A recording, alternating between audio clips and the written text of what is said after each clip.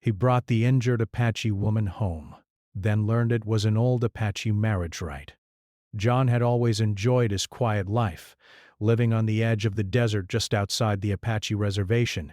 He had grown used to the soft, dusty winds and the endless stretches of red earth. Every morning he would walk the same trails, checking the land, enjoying the solitude, and listening to the wind whistle through the sparse trees. It was a life simple in every way, yet full of small wonders he had learned to notice. The way sunlight bounced off the rocks, the distant cry of a hawk circling in the sky, the faint rustle of small animals moving through the brush. That morning the air was unusually still. Even the birds seemed quieter than usual, and the usual distant hum of life felt paused. John had just finished inspecting an old trail marker when he noticed something unusual ahead. At first he thought it might be an animal, a deer, or perhaps a coyote. But as he got closer, he realized it was a person. A woman was lying on the ground, partially hidden by some tall desert grass, and she looked weak, almost fragile. Instinct took over. John's heart beat faster. He ran the last few steps and knelt beside her. She had long, dark hair, slightly tangled, and her face was pale. There were faint scrapes on her arms and legs, and her clothing was dusty, as if she had been walking through rough terrain for hours. She stirred slightly when he touched her shoulder but did not speak. "Are you okay?" he asked gently, though he knew she might not understand. Her eyes fluttered open, revealing deep brown eyes filled with a mixture of fear and confusion. She tried to move, but a sharp wince showed her pain. John could see that she was genuinely injured. Without thinking much, he decided he had to help her. The nearest settlement was several miles away, and he had a small cabin not too far from this trail. Carefully, he lifted her, supporting her weight as best as he could. She seemed lighter than he expected, but her body was limp, and he could feel her tension, as if she didn't fully trust him yet. The walk back to his cabin was long. Every few steps, she would murmur something he didn't understand, a soft, melodic sound that was not quite a language he knew. It was like a song or a chant, soothing in its rhythm, even though he couldn't grasp the meaning. John felt a mix of curiosity and concern. Who was she? How had she ended up here alone? And why had no one else seen her? When he finally reached his cabin, he carefully laid her down on a cot near the window, letting the warm morning sun fall gently on her face. He brought her water and a small meal, hoping to give her strength. She accepted the food quietly, her hands delicate and careful, as if she were mindful of every movement. John watched her, noticing small details, the way she avoided touching certain objects, the way her eyes darted to symbols painted faintly on the walls. He realized that she was not only injured physically but was perhaps carrying some worry or fear in her heart. He didn't know what to do next. He thought about calling for help, but the nearest town was miles away, and he wasn't sure anyone would understand the situation or even come in time. Besides, there was something in the way she looked at him, a trust, almost fragile, that he felt he shouldn't break. So he decided to stay with her, at least until she could stand on her own. Days passed slowly. John tended to her injuries, washing and dressing the scrapes, offering fresh water, and preparing simple meals. Each day she seemed to recover a little, her strength returning gradually. But there was more to her than just the visible injuries. She carried herself with a quiet dignity, an alertness that made him realize she was used to surviving in harsh conditions. She spoke very little, yet when she did, her words were deliberate, carrying meaning he couldn't immediately understand. John tried to communicate, using simple words, gestures, and drawings in the dirt. He learned her name, though he stumbled over the pronunciation several times. Each time she would nod slightly, acknowledging him with a small, calm smile. Despite her quiet nature, he felt a strange connection forming, like a bridge being built silently between two worlds, the world he knew and the one she carried with her, full of traditions, history, and something deeply private. The quiet days allowed him to notice other things. He saw her observe the sunrise with a certain reverence, pause at the wind rustling through the trees, and trace her fingers along the patterns in the rocks. There was an awareness in her that was both foreign and familiar, like she belonged both to the desert and to a story he had only just begun to understand. One evening, as the sun dipped below the horizon, painting the sky in shades of orange and pink, she finally spoke more than a few words. Her voice was soft, almost musical, and she seemed to be explaining something about the trail where John had found her.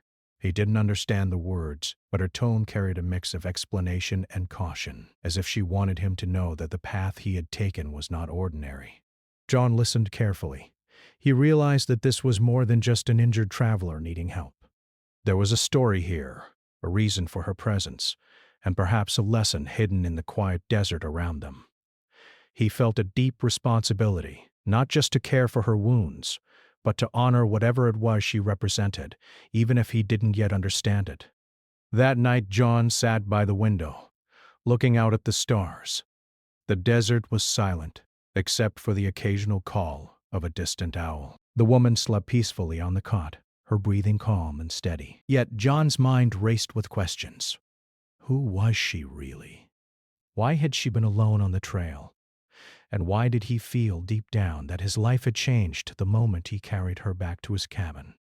Little did he know, the story he was part of was older than anything he had imagined.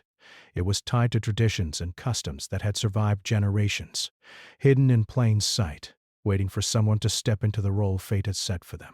And he, without understanding it yet, had already done so. As the moonlight bathed the desert in silver, John felt a strange mix of anticipation and uncertainty. He had helped her, yes, but now the real journey, the journey of understanding, trust, and something even deeper, was about to begin. And neither of them could have guessed how much that quiet morning on the trail would shape both of their lives. Days passed quietly in John's cabin, but the air seemed heavier with unspoken questions. The woman whose name John had learned to pronounce as Ahioka grew stronger with each passing day. Her injuries healed surprisingly fast, and yet there was something about her presence that was mysterious, almost ceremonial. She would move through the cabin with careful, deliberate motions, arranging objects or pausing to look at certain symbols carved into the wood of the walls. John noticed it but wasn't sure what it meant. He tried to ask her about it one afternoon while she sat outside, tracing patterns in the dirt with her fingers. "Ahioka, why do you do that?" he asked gently. She looked up at him with her calm, deep brown eyes and smiled faintly. She didn't answer with words, but instead pointed to the patterns and made a soft sound. It was almost like a hum, a melody that resonated strangely in the quiet desert air. John felt a shiver run down his spine. There was meaning here. He was certain of it, but he didn't understand. John spent more time observing her, thinking about the rhythm of her day. She woke before sunrise as if she could hear the desert breathe. She would gather water from the small spring nearby, prepare simple meals, and spend hours outdoors, sometimes walking along the edge of the canyon, sometimes sitting quietly on a rock, watching the horizon. Her patience and focus were extraordinary, and John realized he had never met anyone who seemed so attuned to the land around them. Despite the language barrier, a bond grew between them. John would talk to her about his life, about his days walking the trails, the people he had met, and the quiet loneliness he had often felt. Ahioka listened with rapt attention, tilting her head or making small gestures, nodding or humming. Sometimes she would even mimic his actions, learning slowly but surely, and this made John smile. There was a rhythm to their interaction, a subtle harmony that didn't need words to exist. Yet, despite her growing comfort in his presence, there were moments when John sensed something deeper. She seemed to watch him with intention, her eyes never leaving him fully. Sometimes she would place her hands near his belongings or walk around the cabin in a precise pattern, as if performing a quiet ritual. John's curiosity mixed with a little unease. He had helped her when she appeared injured, but now he began to feel that her being there had a purpose he didn't yet understand. One evening, John decided to consult a local elder. He knew someone who had lived among the Apache for decades, a man named Thomas, who was wise and well-respected in both the local community and by those who studied their traditions.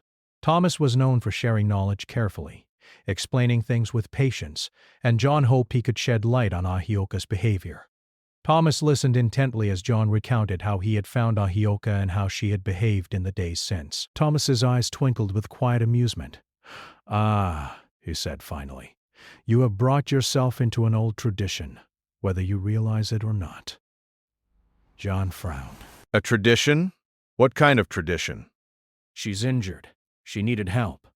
Thomas smiled knowingly. Sometimes what appears to be an injury is not what it seems. In the old ways, there are tests, rituals, and ceremonies designed to teach, reveal, and sometimes choose. You have been chosen, in a way, without knowing it. John felt a mixture of confusion and unease. Chosen? "For what?" he asked. "For character," Thomas replied. "Bravery, compassion, patience. These are the qualities tested by the old rites. And you, John, have already shown some of them by helping her, by caring for her without knowing the story behind her arrival." John sat quietly, trying to take it all in. The idea that he might be part of some ancient custom, one that had been practiced for generations, was both fascinating and intimidating. He looked back toward his cabin, where Ahioka moved with quiet grace, tending to her small tasks. Perhaps he had unknowingly stepped into something far older and more meaningful than he had imagined. Over the next few days, John paid closer attention to Ahioka's actions. He noticed that she often paused at the same spots in the cabin, or outside, performing the same gestures and hums. She seemed to be observing him, though subtly, as if learning about him through his reactions. Each time he acted with kindness, patience, or generosity, she seemed to respond with small signs of approval. A smile, a soft hum, a nod of her head. John began to understand that this was not random behavior. There was intention in everything she did. At the same time, the quiet moments brought him closer to understanding her world. He learned small things about her culture, the importance of the land, the respect for the sun and wind, the sacredness of silence. Ahioka would sometimes sit with him in the evening, watching the stars emerge one by one, and John realized that even without words, she was teaching him something profound. But curiosity got the better of him. One morning he asked, "Ahioka, why were you alone on the trail? Why did you pretend to be hurt?" He watched her closely for a reaction. She looked at him, her eyes steady, and for a moment he thought she might answer. But instead she turned away, pointing toward the distant hills. Her expression was calm, almost serene, and John realized that the explanation was not hers to give, at least, not yet. John's thoughts kept returning to Thomas's words about character and tests. The more he reflected, the more he noticed subtle ways in which he had been tested. His instinct to help, his patience in waiting for her to trust him, his willingness to care for her without expecting anything in return. Each day Ahioka seemed to observe and measure him, though he didn't realize it fully. One evening while preparing dinner together, John noticed her looking at him differently.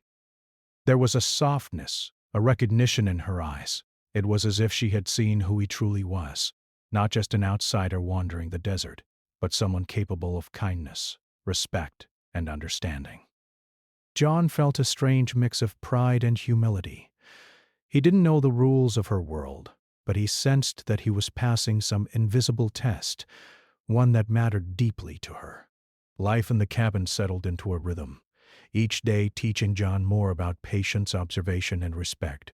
He learned to listen not just with his ears, but with his heart, to notice the small cues that Ahioka gave him, and to act with care. He also began to understand the weight of the tradition he was part of, even if only unknowingly. The ritual was subtle, hidden in plain sight, yet it carried lessons older than the hills themselves. One afternoon, as the sun bathed the desert in golden light, Ahioka suddenly stood and walked to the edge of the canyon. She gestured for John to follow. They stood together, watching the vast expanse of land stretching into the horizon. Then she performed a quiet movement, a small ceremonial gesture he didn't fully understand. At that moment, John realized that this was part of the ritual, the observation, the testing, the unspoken communication between them. He felt a mix of awe and humility. Here was a world so different from his own, yet he was part of it now. He understood that his actions, his care, and his respect mattered more than he could have imagined. And though he didn't know the full meaning of Ahyoka's presence yet, he was ready to continue learning, to follow her lead, and to honor the subtle ceremony unfolding around him. As night fell, John sat outside his cabin listening to the wind whisper through the canyon. He thought about the day, about Ahyoka, and about the invisible thread connecting them. He realized that what had started as a simple act of kindness, helping someone in need, had transformed into something profound. He was no longer just a man in the desert. He was part of a story, a tradition, a test of character that stretched back generations, and he knew deep down that the days ahead would bring revelations, lessons, and perhaps even a deeper connection than he had ever imagined. For now, all he could do was continue to act with kindness, patience, and respect, and trust that the rest of the story would reveal itself in its own time. Days passed, and John noticed a subtle change in Ahyoka. She moved through the cabin and surrounding land with a quiet purpose, performing small, deliberate actions that seemed to follow a pattern he didn't fully understand. She would arrange stones in circles, draw simple lines in the dirt, or leave small bundles of herbs near the door. At first, John thought she was just careful, attentive, or perhaps slightly superstitious. But as he observed her more closely, he realized these were not ordinary gestures. They carried meaning, and he was part of that meaning. One morning, John woke to find Ahyoka standing at the edge of the small garden he had started near the cabin. The sun was just rising, casting long shadows across the red soil. She had carefully placed small objects in a circle, a few stones, a feather, and a small carved piece of wood. John felt a strange mix of curiosity and nervousness. He approached slowly. Ahyoka. "What is this?" he asked softly, careful not to startle her. She looked at him with calm eyes and made a gentle humming sound. She pointed first to the objects, then to him. John followed her gaze and felt a growing realization. These actions, subtle and quiet, were observing him. She was watching how he responded, what he noticed, and how he treated the small world around her.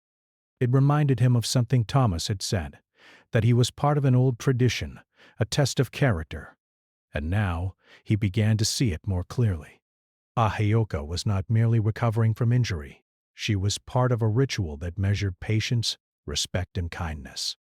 Every day, every small gesture mattered. That afternoon, John decided to spend time outside, quietly tending to his chores while keeping an eye on Ahyoka. She moved through the landscape like someone who belonged entirely to it, her feet light on the earth, her hands careful with every touch. He noticed how she paused often, observing him, almost as if he were under her quiet scrutiny. He felt a mix of embarrassment and admiration. The thought that he was being tested made him self-conscious, yet it also inspired him to act with greater care, to pay attention not just to his actions, but to the spirit behind them. Evenings became moments of quiet reflection. They would sit together on the porch, watching the sky change from gold to deep indigo, the stars appearing one by one. Ahyoka often hummed soft tunes, melodies that seemed to echo the rhythm of the land itself. John tried to hum along at first, but quickly realized that it was not a tune meant to be repeated. It was a language of its own, a communication that transcended words. He listened instead, letting the sound fill the evening, feeling a sense of calm he had never known before. One day he asked her again about her actions. "Ahyoka, why do you watch me?" "Why these patterns?" He gestured toward the circles of stones and dirt marks. She looked at him steadily and then led him outside. They walked to the edge of a cliff overlooking the canyon. The wind blew softly, carrying the scent of sage and dry earth. She made a series of gestures, placing her hands over her heart, pointing to the horizon, then toward him. John watched, trying to understand. Something inside him clicked. These actions were not random. They were symbolic. They were a quiet way of showing intention, of communicating values, and perhaps even trust. Later that evening, John met with Thomas again, eager for answers. "I think I understand a little more," he said. "She watches me," She measures me. But why? Is it really a test? Thomas nodded. Yes, John. In the old ways, certain rituals exist to reveal character. Sometimes a person appears to be in need, and the way another responds shows courage, kindness, and respect. These are qualities that tradition honors above all. What you are experiencing is one of those ancient rites, though in a modern world, it may feel mysterious or strange. John felt a mixture of awe and nervousness. So, all this time she wasn't really injured? Thomas smiled gently. Not in the way you think. She may have felt some discomfort or fatigue, yes, but her presence was intentional. The lesson lies not in her condition, but in your actions, your heart, and your willingness to act with care without expecting reward or recognition. John left Thomas with a heavy mind but a clearer sense of purpose. That night he sat on the porch, watching the stars. Ahioka was nearby, humming softly, arranging a few small stones near the cabin's edge. He realized that the test was subtle and ongoing. Every day, every decision mattered. How he treated her, the land, and even small objects carried significance. Over the next several days, he paid closer attention to his thoughts, actions, and words. He noticed small gestures he had overlooked before. How he offered her water, how he asked permission before touching her things, how he waited patiently for her to recover strength before expecting any communication. He began to understand that trust was the foundation of this ritual, and patience was the key to its lessons. One afternoon, Ahioka guided him toward the canyon once more. She gestured for him to stand beside her, and for the first time she performed a series of precise movements, placing her hands over her chest, extending them outward, then bowing slightly.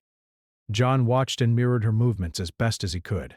He sensed that this was a significant step in the ritual, a quiet declaration that he was part of the tradition and ready to engage respectfully. The days turned into a rhythm, a silent dance of observation, care, and reflection. John felt a deep connection forming, not just with Ahioka, but with the land, the culture, and the lessons carried through generations.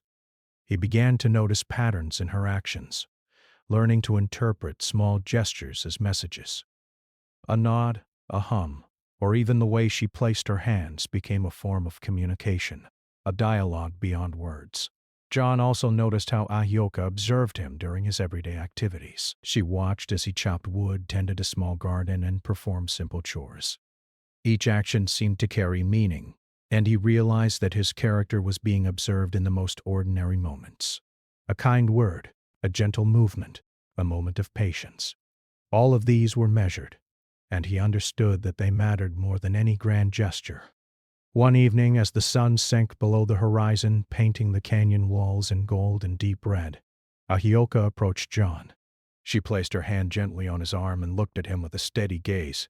For the first time, there was no uncertainty in her expression, only quiet acknowledgement. John felt a shiver of realization.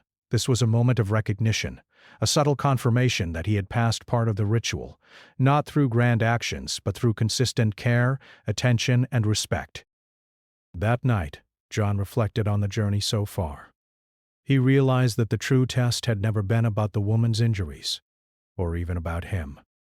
It was about understanding, empathy, and the willingness to act with integrity even when the purpose was unclear. He had been challenged in ways he hadn't anticipated, learning to observe, listen, and respond with thoughtfulness. Yet despite the progress, there were still mysteries. Ahioka had not revealed her full story, and John understood that the rite was not finished. There were more lessons to learn, deeper meanings to uncover, and a final revelation awaiting him. He felt a mixture of anticipation, curiosity, and humility. The bond between them had grown stronger, built not on words alone, but on mutual respect and understanding. In the quiet moments before sleep, John looked out over the desert. The stars glittered in the clear sky, and the wind carried the faint scent of sage. He knew that the journey was far from over. The ritual would continue, guiding him through challenges and insights, teaching him more about patience, kindness, and the ancient wisdom carried by Ahioka and her people. And as he drifted to sleep, he realized that the real discovery was not just about her or the tradition. It was about himself, the kind of person he could be when faced with trust, responsibility, and the chance to act with honor. The days grew longer and warmer as spring approached the desert. John had become more attuned to the rhythm of life around his cabin, noticing details he had once overlooked. The way the wind bent the small trees, the slow crawl of lizards across the red rocks, the distant calls of birds returning from migration. Yet despite this calm, a quiet tension lingered. There was something John still didn't understand about Ahioka. Her actions, her presence, and the subtle ways she measured him had become a central part of his life. Yet the full purpose remained hidden. One afternoon, while tending to the small garden outside the cabin, John noticed Ahioka watching him from the edge of the canyon. She held a bundle of dried herbs in her hands and moved with careful precision, almost ceremoniously. Curiosity overcame him.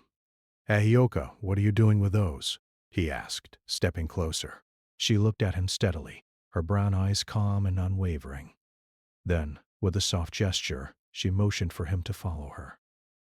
John hesitated for a moment, unsure if he was stepping into something he wasn't ready for. But something in her gaze told him that this was important.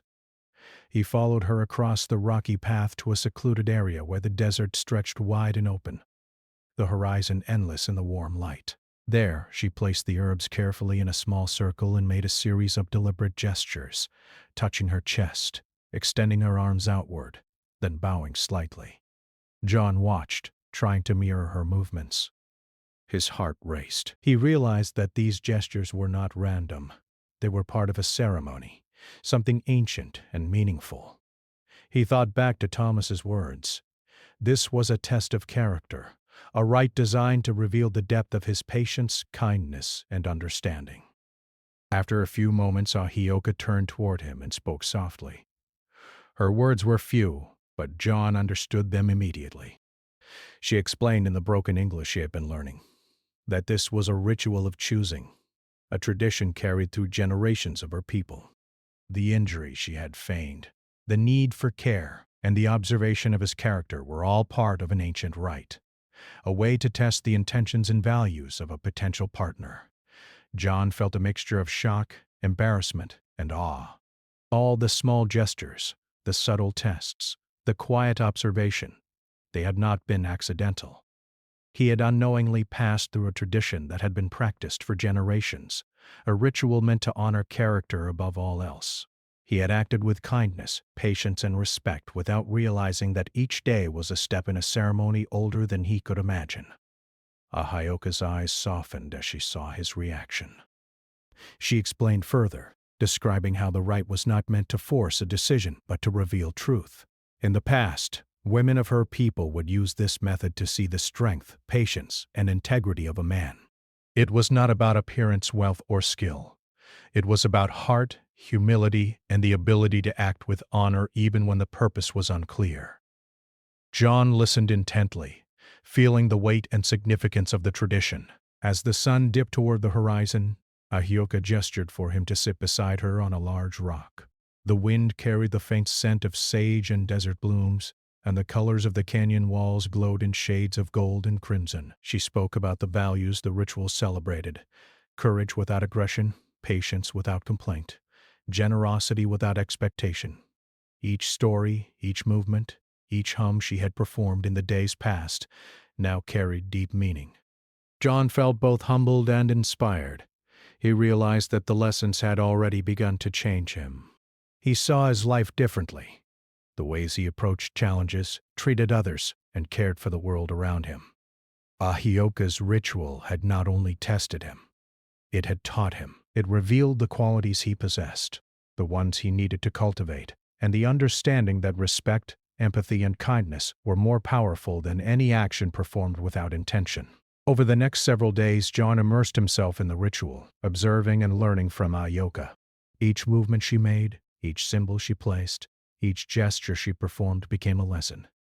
He learned to move with intention, to act with awareness, and to recognize the significance in even the smallest details.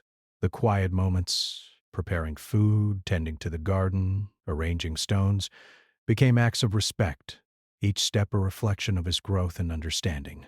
At night, they would sit together, looking up at the stars. Ahioka taught him the stories of the constellations, the cycles of the moon, and the lessons carried by the desert winds. She explained how these stories connected to the ritual, how understanding the natural world was part of understanding oneself. John listened, captivated.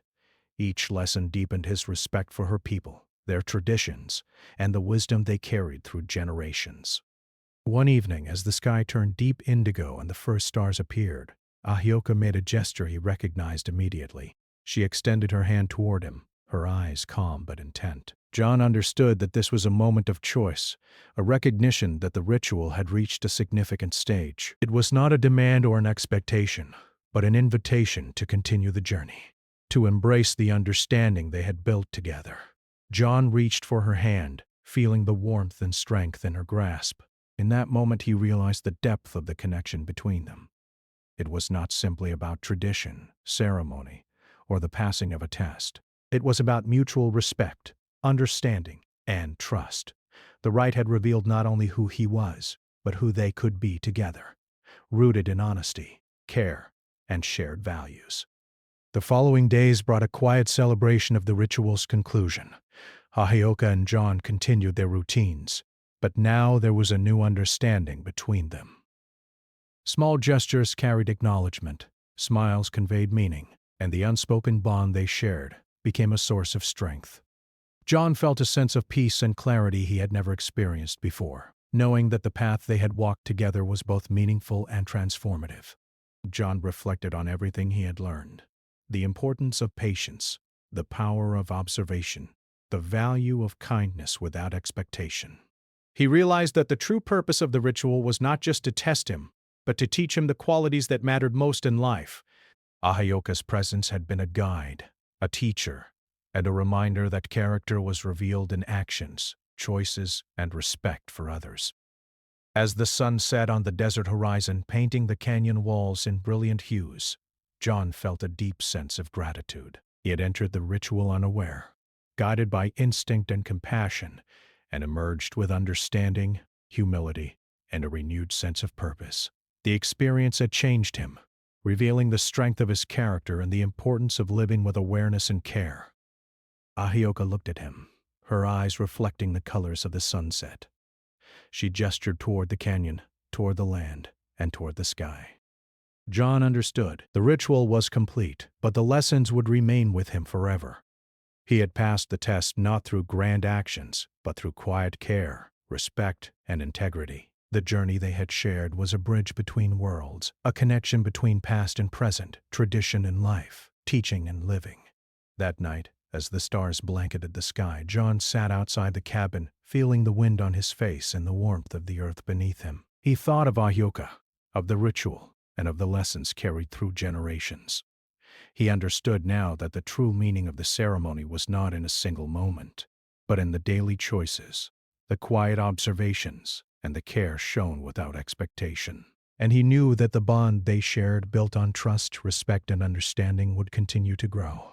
The ritual had ended, but the journey of learning, living, and honoring the wisdom of the past would continue, shaping him in ways he could only begin to imagine. The days after the ritual felt different in John's cabin. The air was lighter, the sunlight warmer, and yet there was a quiet depth in the way he moved through the desert. The connection between him and Ahioka had grown stronger, not through words alone, but through understanding, respect, and shared experience. Everything that had seemed mysterious before now made sense, yet there was still room for discovery. The ritual had revealed the lessons, but living those lessons would be the ongoing journey. Ahioka moved with a calm certainty, no longer measuring him silently or performing the gestures as a test. Instead, her movements reflected purpose, care, and acknowledgement. She would tend to the small garden, arrange stones in thoughtful patterns, or walk the edges of the canyon with John, pointing out the small details in the desert that he had once overlooked. Together, they moved through the land with awareness, each step carrying meaning. John felt a deep gratitude. The ritual had been more than a test. It had been a bridge, connecting him to a tradition older than he could imagine, and teaching him lessons about patience, humility, and integrity. He realized how much he had grown in such a short time, and how the experience had opened his eyes to qualities he hadn't fully appreciated in himself. Care, respect, and attentiveness were not just values to be spoken, they were lived every day in every action. One morning as the sun rose in soft gold over the canyon, John found himself sitting quietly with Ahioka. They were both still, watching the wind stir the grasses and the shadows shift along the rocks.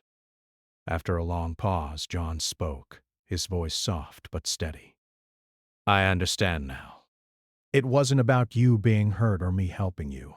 It was about learning, about who I am, and what it means to act with respect and care." Ahioka's eyes softened, and she nodded. She hummed a quiet tune, one that seemed to echo the rhythm of the land, and John felt a wave of peace wash over him. The ritual had ended, but the meaning remained, woven into the fabric of everyday life. The lessons were not bound to ceremony. They were in every thoughtful action, every patient choice, every act of kindness, without expectation. Over the following days, John and Ahioka continued their shared routines, each moment carrying subtle significance. When he chopped wood, she observed and offered quiet guidance.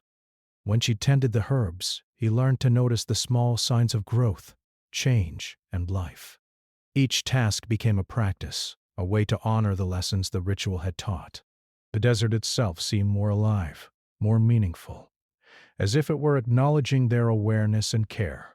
Visitors from the nearby reservation sometimes stopped by, curious about John and the woman who had appeared one day on the trail. They were surprised by the quiet bond between the two, the respect evident in every gesture. Some offered guidance, shared stories, or simply observed. John listened carefully, understanding that this community held knowledge that could not be learned from books alone. It was living knowledge, passed down through generations, full of wisdom and humility. One afternoon, Thomas visited again, bringing with him the calm authority of experience. He watched John and Ahioka move through the cabin and surrounding land, and a small smile played on his lips. "I see that the lessons have taken root," he said softly. "You understand now, John, that the ritual is not just an event, but a way of life. You have shown patience, respect, and integrity. These are qualities that endure." John nodded, feeling a warmth in his chest. "I understand, Thomas. I see now how much the ritual has taught me. About life, about others, and even about myself." Ahioka stood nearby, her expression calm yet full of acknowledgement. She placed her hand lightly on John's arm, a gesture of trust, respect, and mutual understanding. John realized that this bond, built slowly through observation, care, and shared experience, was something rare and precious. It was not a bond of words alone, but of shared understanding, of living the values the ritual had revealed. Evenings became moments of reflection and learning. They would sit together under the stars, listening to the wind, watching the moon rise over the canyon, and sharing silent acknowledgement. John had come to understand the stories the stars held, the lessons and the cycles of the moon, and the teachings carried by the land. Each night was a reminder that life, much like the desert, was full of subtle signs, quiet truths, and lessons waiting to be noticed. One evening, as the sky was painted in deep shades of orange and purple, John and Ahioka walked to the canyon's edge. She gestured for him to kneel beside a small circle of stones she had arranged. The gesture was clear. This was a moment of recognition, a quiet way to honor the journey they had shared. John understood without words. He knelt, placing his hands over his heart in acknowledgement of the lessons, the trust, and the connection. Ahioka did the same, and in that simple, quiet exchange, John felt the full weight of understanding. It was not a grand ceremony with words and crowds. It was an intimate acknowledgement of shared respect, learning, and care. The ritual had ended, but its lessons would live in every thoughtful action, in every choice made with awareness and kindness. In the days that followed, John reflected on how much his life had changed. He had come to the desert seeking solitude, perhaps even adventure. But what he found was a connection to something timeless. Ahioka had guided him, not with force or demand, but with subtlety, patience, and wisdom. She had revealed the values that mattered most: honor, respect, and empathy, and in doing so had opened his eyes to the depth of human character. The bond between them continued to grow, rooted in understanding and shared experience. John realized that their connection was not about ownership, obligation, or expectation. It was about living with intention, noticing the small details, and honoring the trust that had been extended to him. Every day, every action, became a continuation of the lessons learned during the ritual, a reminder that character was revealed in subtle, thoughtful ways. Months passed, and John felt a profound sense of peace. He understood now that the ritual, while it had tested him, had also prepared him for life in a deeper sense.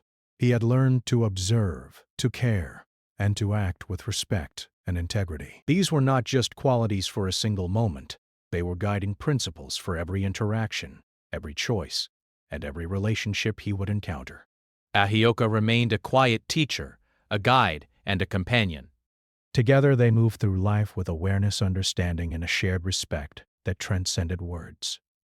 The desert, once a place of solitude, had become a living classroom, a place of reflection, and a space for growth. John knew that he had been changed forever by the experience, not because of a single act, but because of the ongoing practice of patience, empathy, and integrity. One evening, as the sun set and painted the canyon walls in warm gold, John sat with Ahioka on the porch of his cabin. They watched the horizon together, the wind carrying the scent of sage and desert flowers. He felt a quiet gratitude for the journey he had been part of, for the lessons he had learned, and for the bond they shared. The ritual had revealed the depth of character, but living the lessons every day would continue to shape him, guiding him through life in ways he could never have imagined. And as the stars appeared, glittering across the night sky, John realized the full significance of the experience. The ritual had not been an event to pass or fail. It had been a path of learning, of discovery, and of respect. Ahioka's presence had been a gift, her guidance a mirror reflecting the qualities he carried and the values he could live by. The test was complete, but the lessons were eternal, woven into the fabric of his life and his heart. In that quiet desert night, John understood the ultimate truth of the journey: that kindness, patience, and respect were not merely tested in moments of ritual. They were practiced, observed, and lived every day. And in living them, he had not only honored Ahioka's tradition, but had discovered a deeper understanding of himself and the world around him.